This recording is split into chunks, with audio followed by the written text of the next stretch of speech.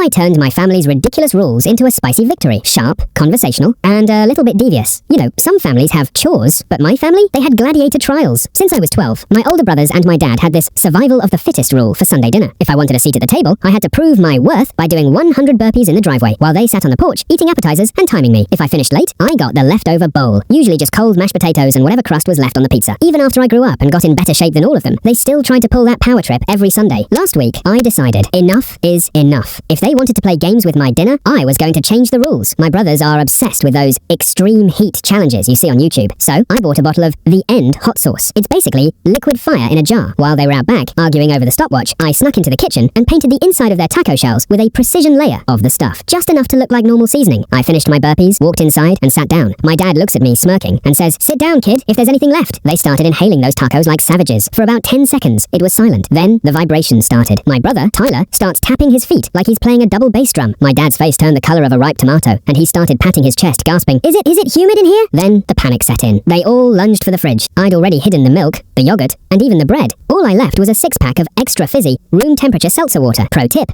carbonation on a spice-burnt tongue feels like drinking needles. As they were rolling around the kitchen floor, fanning their mouths and weeping, I stood up, grabbed the only untouched plate of tacos, and headed for the door. I looked back and said, "Hey, I heard a 2-mile run is the only way to sweat the heat out. Better get moving." I spent the rest of the night at a quiet diner, eating a stack of pancakes and wearing a smile, because for the first time in years, I was the one who was full.